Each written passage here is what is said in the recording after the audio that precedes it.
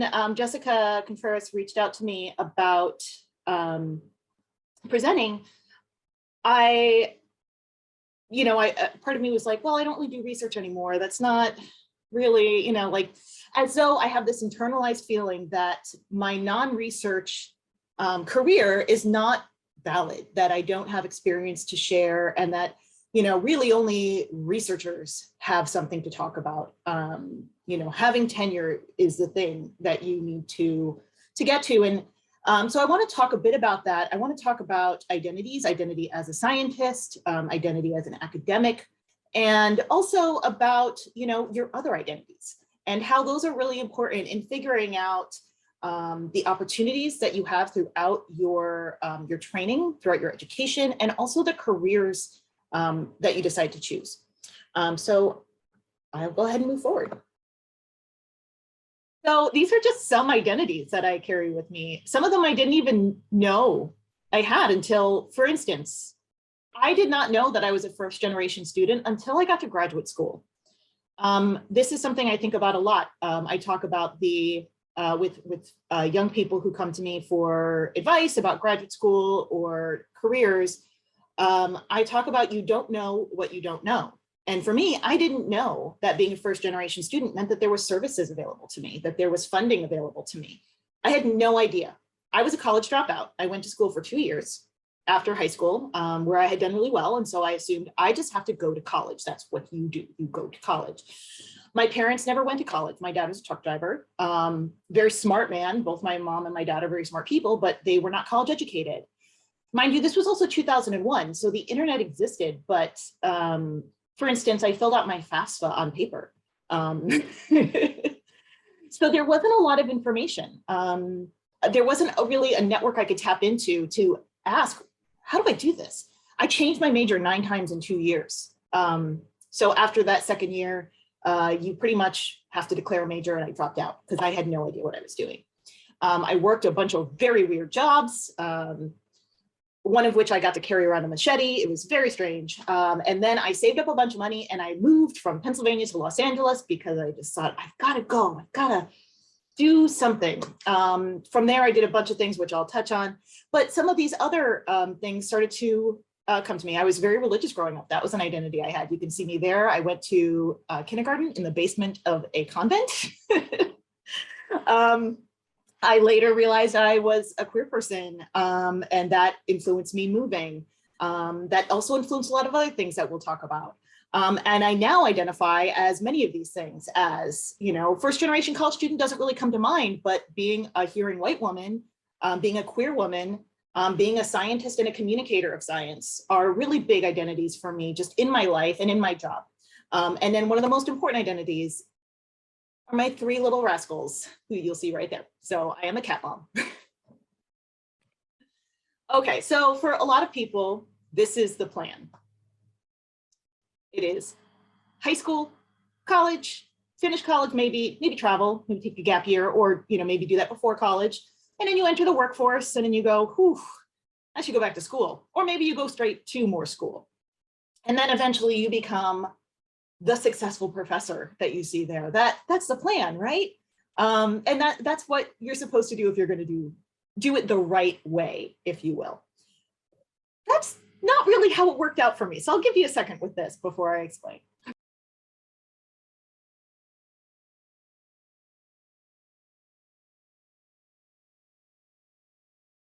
So yeah, as I mentioned before, I was a very good high school student. I went to college, I dropped out, I moved across the country. From there, I ended up doing a bunch of weird things. Like I mentioned, one of those things was taking a job on a cruise ship.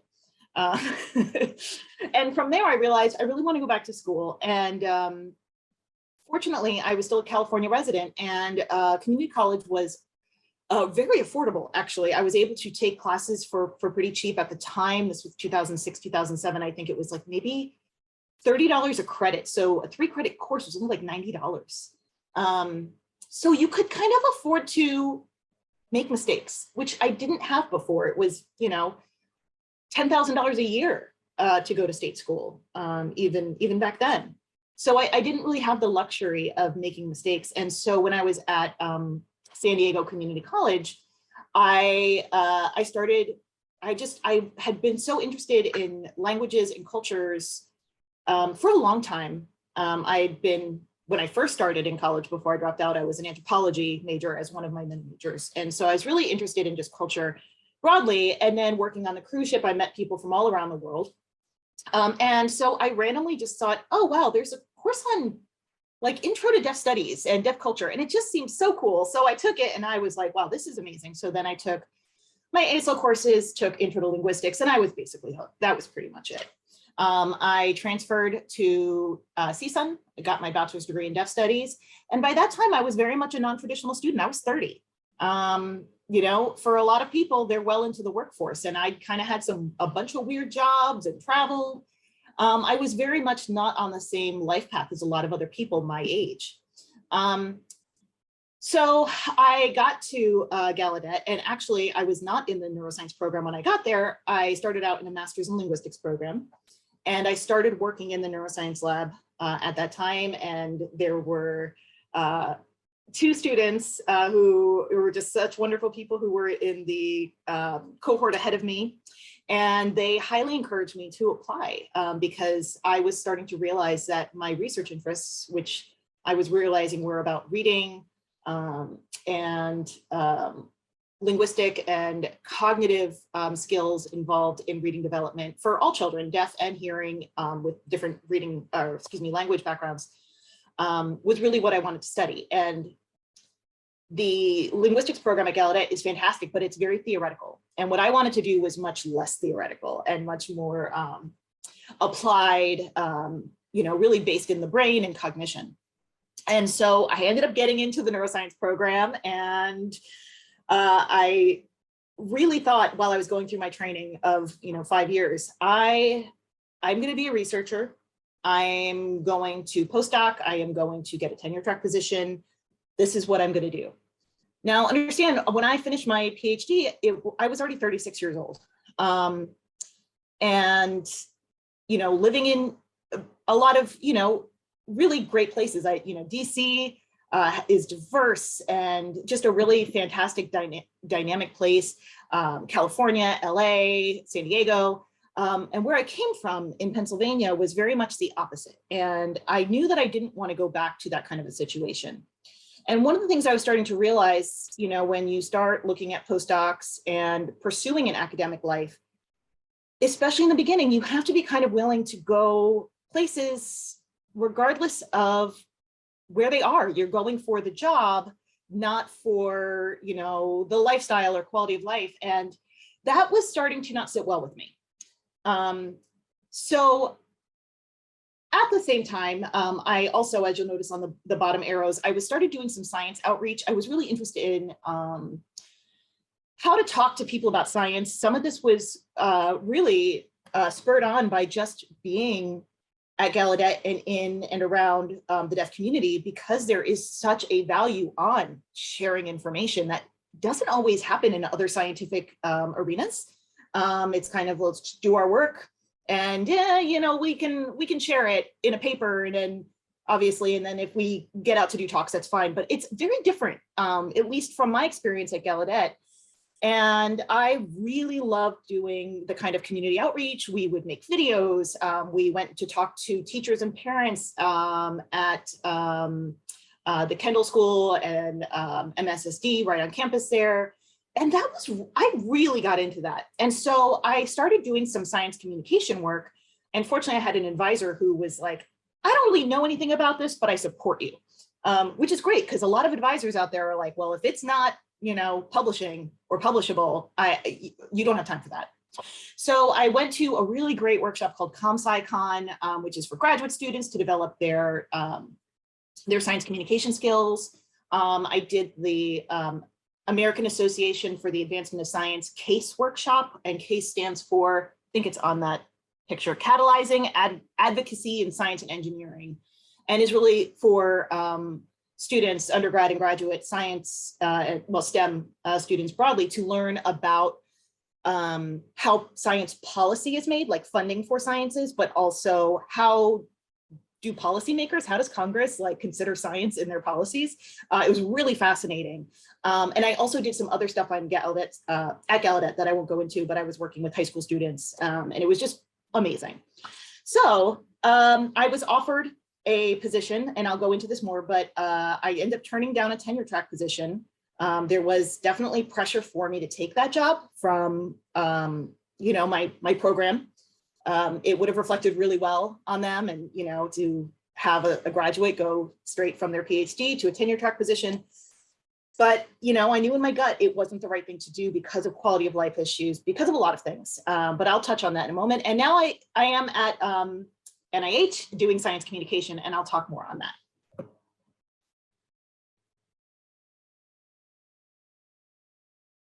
So this is an image that represents the quote unquote leaky pipeline. And this is talked about a lot in women and minorities in particularly STEM, where and what it is, it's where are the leaks happening? Why is it that if the outcome is this cup of water, why is it that if you have all of these students of, you know, who are women, racial ethnic minorities, et cetera, going through the pipeline, why are we losing them? So that by the time we have people getting PhDs, you know, it's still looking a lot like it did 40 years ago. Why is it still straight white men?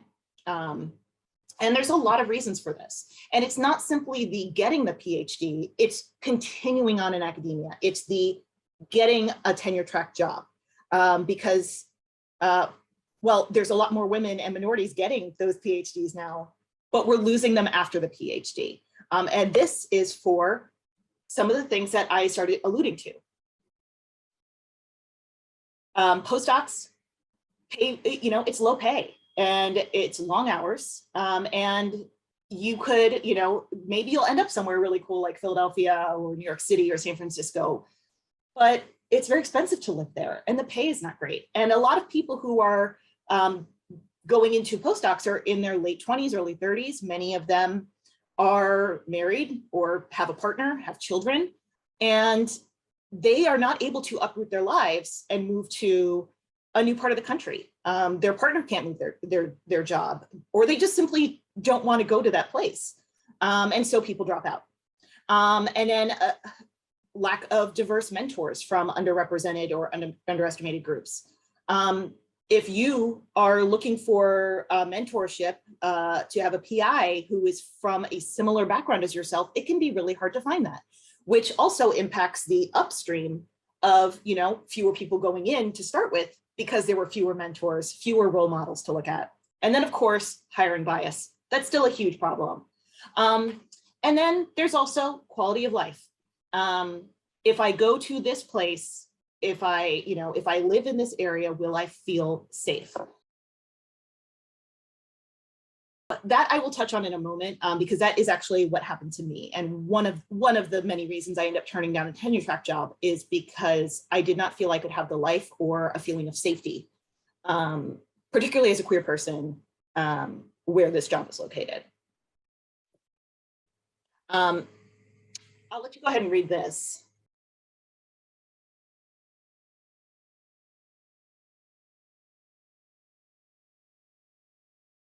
People are getting those degrees, but there's not any increase in the tenure track professors in these demographics in the STEM fields. And that is a huge problem. There's additional research and other graphics I was going to show that many of those who are getting jobs in academia are getting adjunct professorships. So there's a lot of issues here. There's many reasons for it, which, you know, is just too complex to go into right now, but this is a major problem. And for a lot of people, it's, you know, it's, if I can't see myself going into staying in academia, what do I do then? You know, this is the identity I have for myself. I am an academic. I am a scientist. This is what I have trained for. This is what I've been told I have to do. But either I feel like I can't do it or I don't think I want it anymore. What does that mean for me? So this is kind of what happened to me. I got my doctorate. I had done some really great networking. I actually had really interesting interviews. I had a private sector offer. It was actually government contracting, working in data science, which I think would have been really awesome. I think I would have enjoyed it. I did find out later from the woman who networked me into that interview that she was ended up leaving actually because of issues on her specific team. It was specific to her team, but it was very much a male-dominated culture, and she felt unwelcome. And so maybe I would not have enjoyed it actually. Then, of course, government science communication, which is where I'm at. And then the last position that I was offered was this tenure track position. And I use this graphic to really emphasize kind of the feeling of how, you know, I felt. It was in a very small town in Texas, and I went for a job talk, and, you know, I got the tour and did all the things. But one of the things I would have really loved about this job was that I would have been working primarily with first generation students, also with deaf students, and I would have been able to bring in neuroscience. And I would have been able to give students an opportunity to work in a lab, to see themselves as a scientist if they'd never thought of that for themselves before. That made me extremely excited. But I also felt very unsafe. I also knew I was 36 years old and single, and I wanted to set up a life. I wanted to be able to meet people. I wanted to have a sense of community with, you know, other folks of, you know, who are like-minded, who are similar. And also with other queer folks.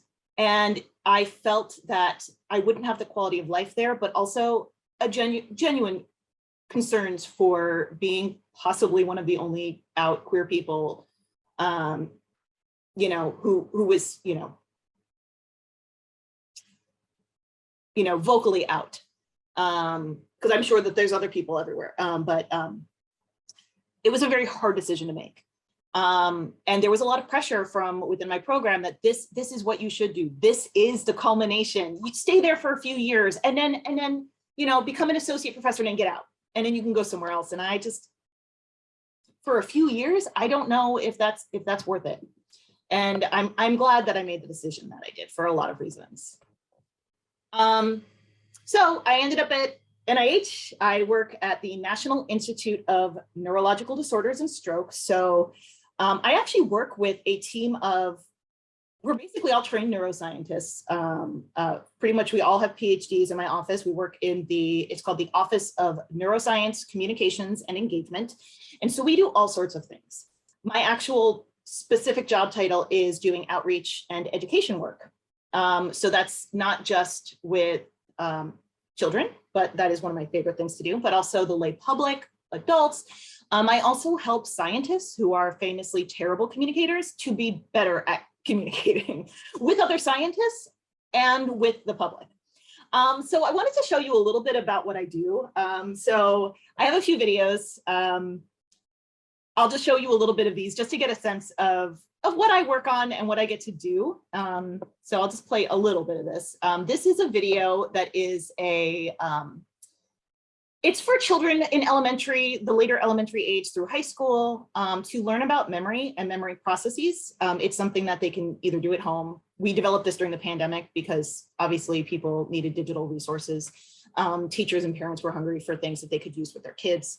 But it gives some basic introduction to the brain and memory specifically. And it's an activity where Sarah, who is on the screen, will test Ryan, who is also on the screen, by giving him a list of words, then giving him a distractor task, which is saying the alphabet backwards, and then seeing how many of those words he remembers with some extra distractor words thrown in. And then they talk a bit about the science behind, you know, and the neuroscience behind why memory works that way. So let me play a bit of this.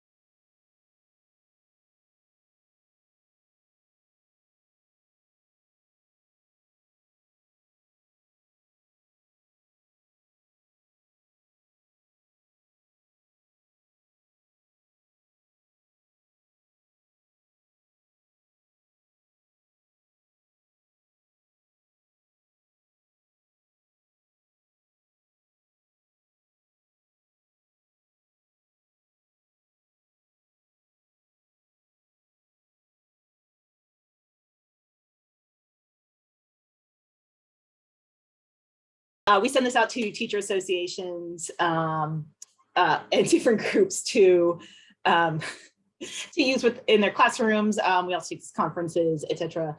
And this is just one of several different kinds of videos that we have. And this is Dr. Nina Shore, who's the deputy director of our institute, who's really incredible. And she has this puppet who, so she's an MD PhD, and when she was doing her I think it was her residency, she had a PI or a supervisor who made like very fancy, like Jim Henson quality puppets for all of his trainees to represent a part of their personality. And so he made this puppet for her called Queenie. And so she came on with Queenie, and she was hilarious and amazing with this puppet. And so of course we had to do this. And this is for really young kids. And so it's just a basic, like, get to know a little bit about your brain. What's a neuron? What are glial cells? How big is your brain? How much does it weigh? It's 20 minutes. Obviously I'm not gonna play all of it, but it's very fun.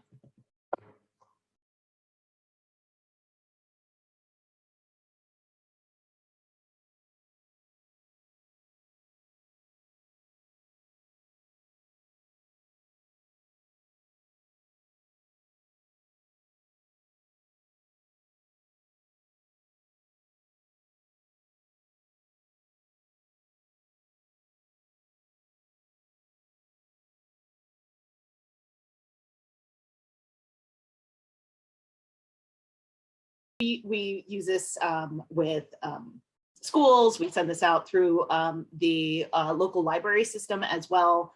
And just one of my favorite things to work on. It's just so great to do stuff with kids. I love this. Okay, so another part of the work that I do is I work on various parts of what we call our portfolio, which is for my institute, the things that we fund. So things that we fund are different neurological disorders and strokes, research on those things. So things like Parkinson's disease, Alzheimer's and related dementias. And then of course, stroke, acute treatment, rehabilitation, all of that, stroke prevention and so forth. So this is, sorry, my cat.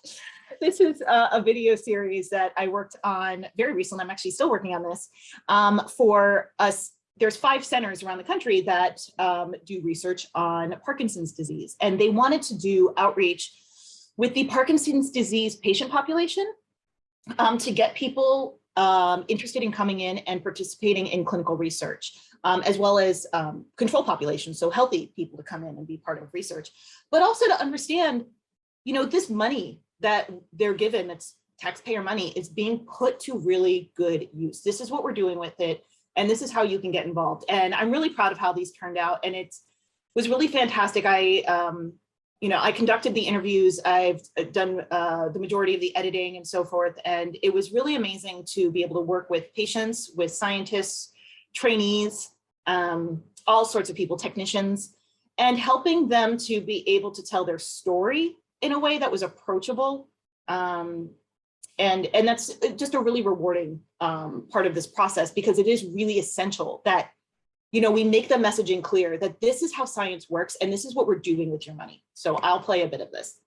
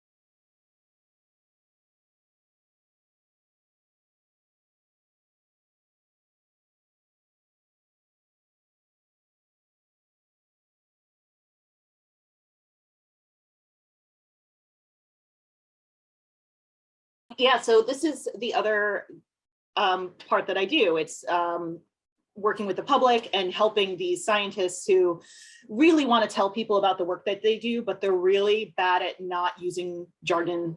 And so a lot of the interview process is, that was great. We're going to do that again and pretend I am not a scientist. And I want you to talk to me again. But it's very, very rewarding. I really love that part of my job.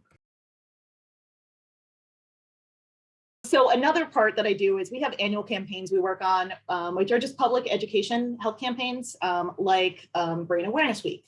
We also have Stroke Awareness Month. We have Postdoc Appreciation Week. And really anything someone comes to me with, they'll say, hey, we want to make some educational videos about Alzheimer's treatment. And we'll work on that. But this is an example of something we just did last month for March. It was Brain Awareness Week in mid-March. And so we made a series of these, what we call bite-sized videos. They're about 60 seconds long. And this year we did brain myths. We've done different campaigns in the past, but we wanted this to be for kids and adults. And we tweeted these, put them on Facebook, et cetera, to increase engagement and also just awareness of the brain.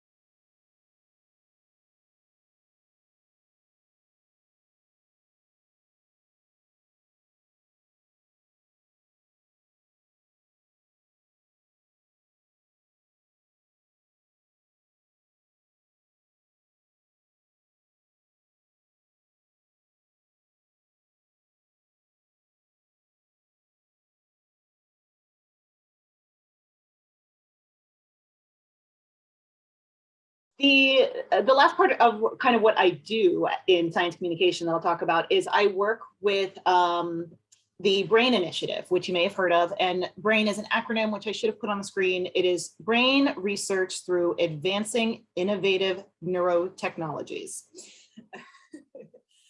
I can never remember exactly what it stands for, but essentially, this was started in 2013 under the Obama administration and has continued on. And it is investing billions of dollars in neurotechnologies. So all of this, these breakthroughs that we've had over the years, over the last several decades, and being able to do advanced imaging and deep brain stimulation, we're now focusing on really accelerating the pace of discovery to, like it says on the screen, reduce the burden of brain disorders. Specifically, a lot of folks are working on things like Alzheimer's and dementia, which are just really taking over as one of the leading brain disorders and diseases.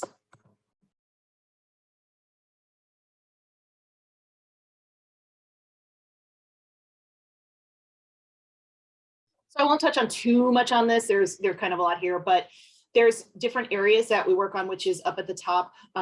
So focusing on human neuroscience, circuits. This has to do with like building, we need all of this massive amount of space to hold all the data. They're now creating basically circuitry maps of the entire motor cortex of a mouse brain. That is massive amounts of data. So we have to come up with new ways to store all that data, organize all that data, make it commonly available so that scientists throughout the US and working across the world can access it and use it. But how do you do that if it's not organized in a common way?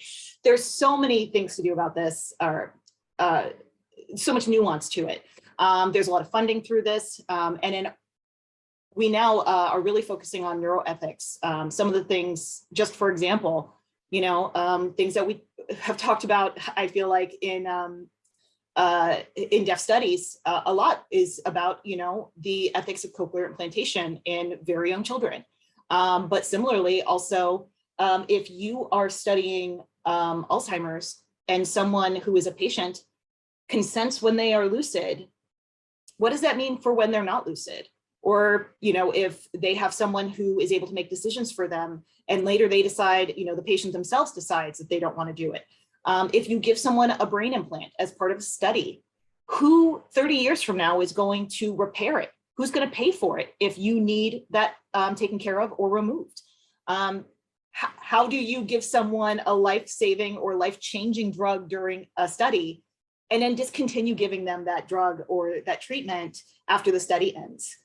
So these are really big things that we have to think about when it comes to the brain and advancing these neurotechnologies.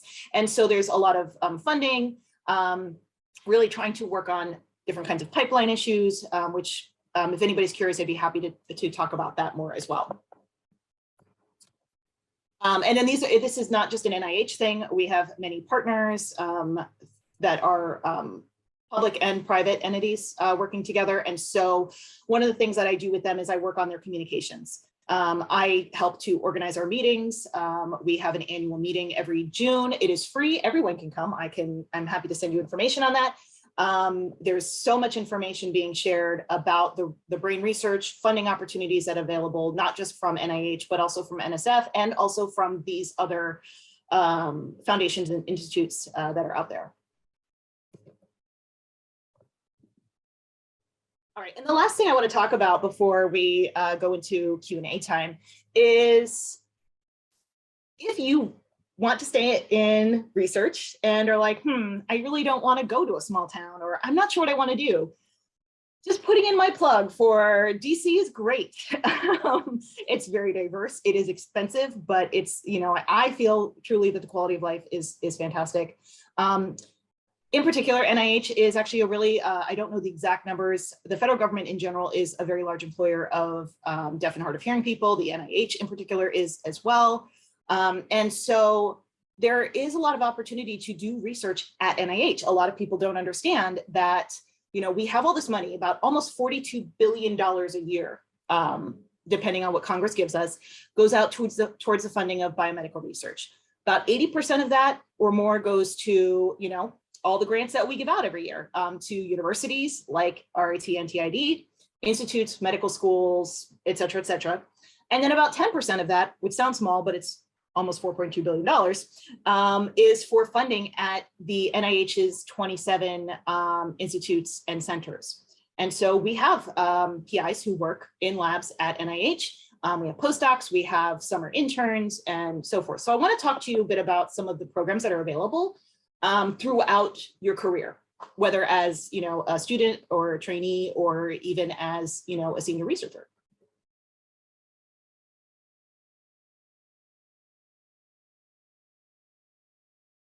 So this is the NIH summer internship, and this is for college students, graduate students, people in professional schools. So if you are in school, medical school, even I think there's some for people who are in the legal field, depending on the area that you're going into. But it's about an eight week or more summer research project. It is paid. And then of course that pay is increased by your experience. So you'll make more as a graduate student than as a freshman college student.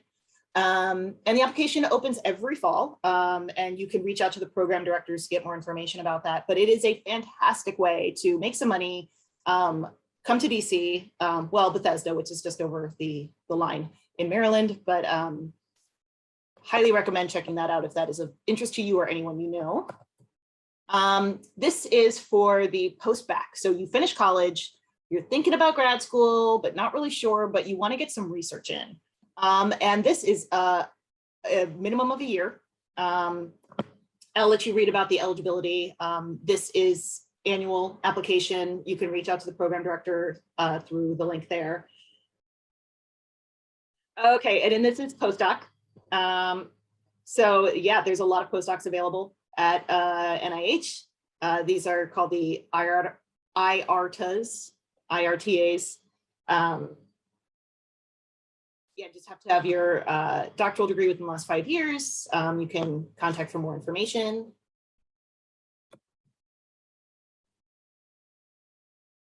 And then this is for folks who are interested in learning more and getting training on kind of leadership. And this is bachelor's all the way through doctoral degree. So it's recent graduates, pays by experience. There's loan repayment available. Really, a lot of these get you started on a loan repayment path if that is something that you're interested in. You can find out more information. And then this is the last of this group. This is called the PMF program. This is Presidential Management Fellows. I know several people who went through this. It is really amazing. You get to actually work at a bunch of different offices over the course of a year or two, not just at NIH, but at many different agencies. So you kind of do like a rotation. You start out maybe at an office at the National Cancer Institute, and then you might go to, national, the Department of Education. And so you're taking a little bit of time to learn about all these different areas. Many people who do this continue on to stay in the government, but also many people go on to private sector or stay in academia and continue on there. So it's a really fantastic training opportunity for leadership.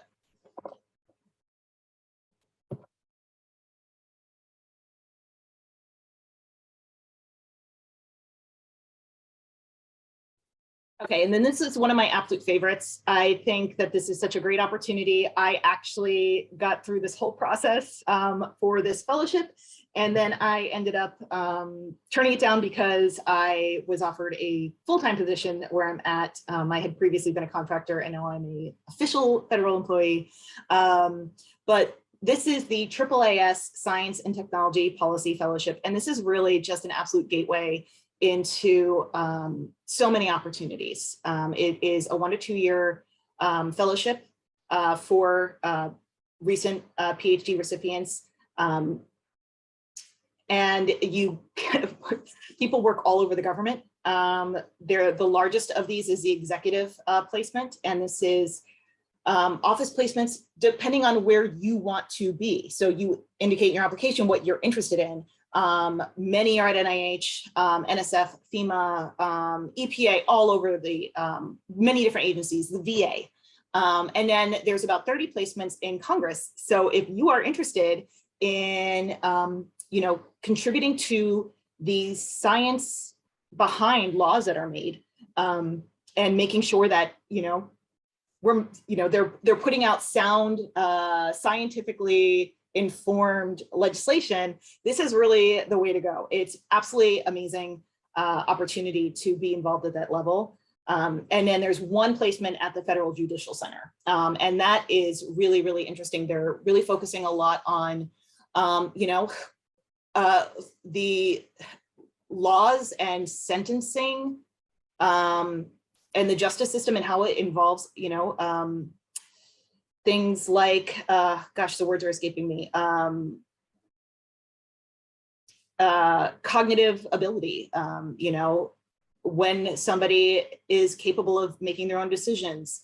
What about, people who commit crimes when they have, things like dementia and so forth, but also artificial intelligence and machine learning, because we have to consider not just people being considered in the justice system, but also companies who are doing all these different things and collecting all of our data.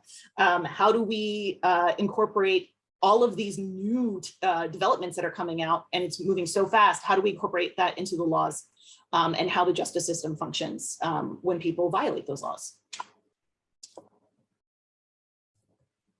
So that's it. I really hope that this made sense. I wanted to kind of, talk to you a bit about all of the different opportunities that are available, not just at NIH, but I hope, like I said before, you don't know what you don't know. And one of the things that I love about my job is that I get to help inform people, whether they're children, whether they're young adults, people who've never seen themselves as a scientist. I, growing up, you know, I grew up in the 80s and early 90s. And it's not that no one told me you can't be a scientist. It's just that I had zero exposure. And I don't want that for anybody. I want all kids out there of every background. I want them to see deaf scientists. I want them to see scientists of color. I want them to see scientists with children. I want them to see queer scientists because that visibility really matters. And that's what I hope that I get to do in my career. So I hope this was helpful. And yeah, I am really happy to take questions in the last 10 minutes.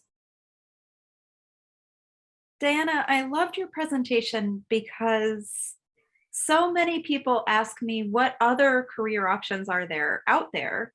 And sometimes it feels like you said, tenure track is the only option, but really there are many, many, many different options. And we don't talk about that during graduate school, typically, not just here, but everywhere. So thank you for that. I really appreciate that. And all of the wonderful opportunities at NIH. I knew about some of them, but I didn't know about some of the other opportunities for people to do internships and all sorts of different things. So let me open it up and see if anyone has any questions.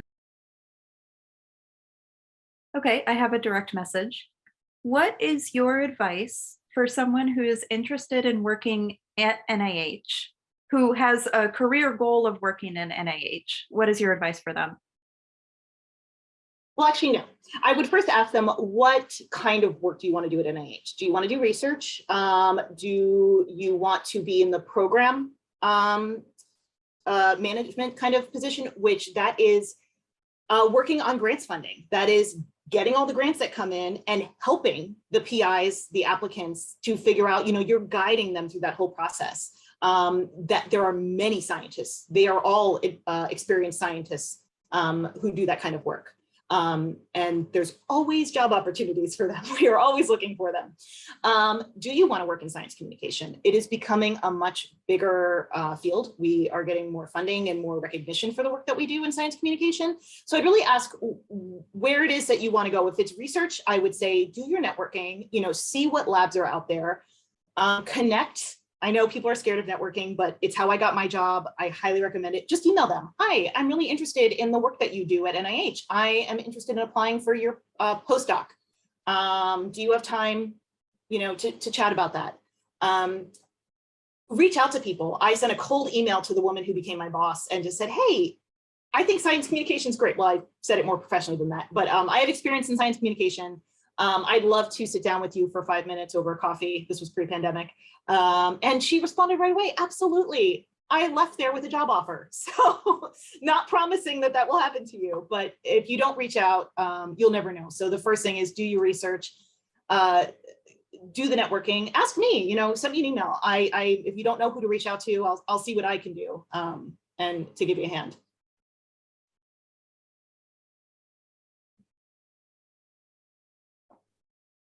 Great, wonderful. We also have a question in chat, and then I see that someone has their hand raised too. So first the question in chat, and there are 2 questions that I'll put together here. So first, what made you interested in deaf studies and working with the deaf communities? And then what did you find from your dissertation about deaf readers? To answer the first part of the question. And in 2 minutes, of course. Oh, yes, of course, in 2 minutes. I will go quickly. It was really, I fell into it. Like I said, I took random classes at community college. I actually thought like Intro to Deaf Culture was a prereq for ASL 1, and it wasn't, but I'm glad that I did that. I think it actually should be, at least it wasn't there. And I just thought, wow, this is fascinating. And in Intro to Deaf Culture, I also, of course, learned about educational inequities, and that really made me mad. And I was like, that's not fair. And I don't like that. So I'm going to learn more about this. And that's what got me to finish my bachelor's in deaf studies and then linguistics. And then my dissertation, I actually came into my dissertation process kind of already with a question in mind. I was very interested in phonological awareness, which is really, really big for, hearing readers, but they kind of apply it broadly to every reader, which is basically your ability to segment sounds in words, that pretty much predicts outcomes.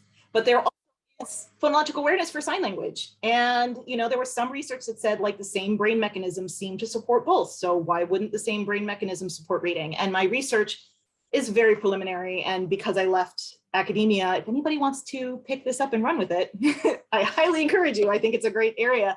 I can send you my dissertation. We really found that, yeah, these same brain areas do support not just phonological awareness, but there does seem to be a correlation between phonological awareness skills in ASL and reading, where there really wasn't that for English phonological awareness in reading in deaf children. So it's kind of, you're using the same mechanisms. It doesn't matter if you're using sound or not. It's all about your ability to use language, your ability to play with language, to be able to support your reading.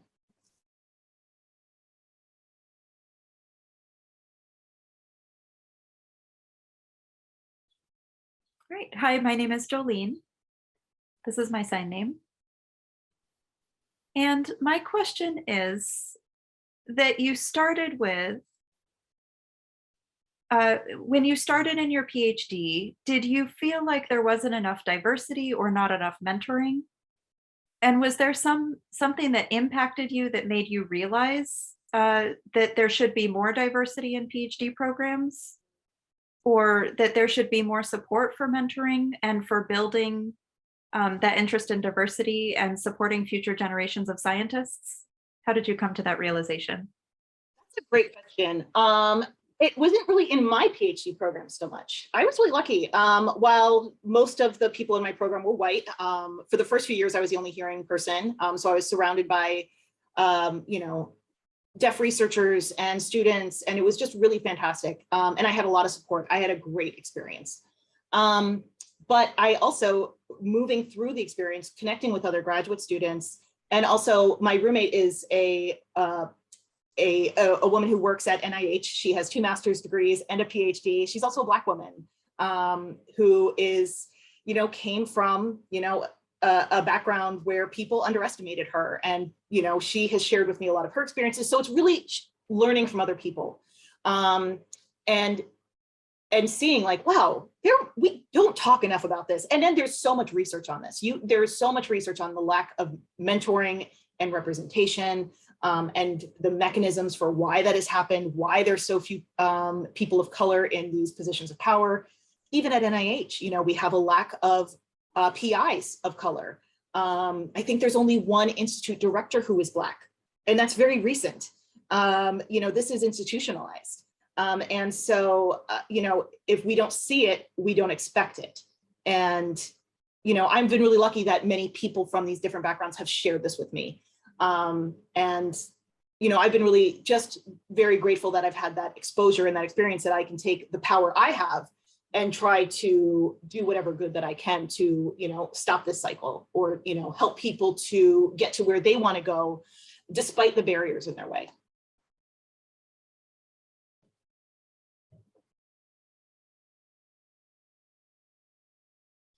And I'm really happy if anybody wants them. I'll share my slides with Jessica. There's also a bunch of other resources on there with funding opportunities and all sorts of things. And then if somebody wants to read my dissertation, you can be one of the 5 people who have. So.